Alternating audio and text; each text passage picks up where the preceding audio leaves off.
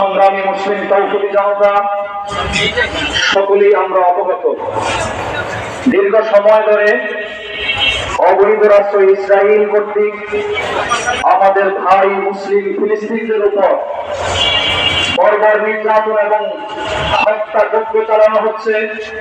আমরা বারবারই সেই হত্যার প্রতিবাদ করেছি।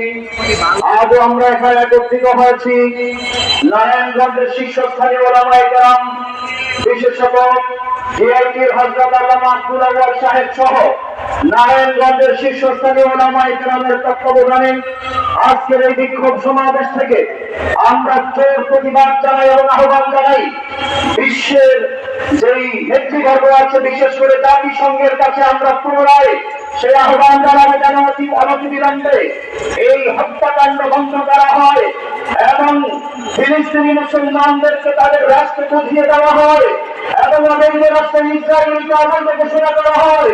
নচেত তারা আবারও প্রমাণ করবে তারা জাতিসংঘ নয় বরং বিজাতীয় সংঘ। সম্মানিত মুসলিম তৌহিদ জনতা, আমরা এই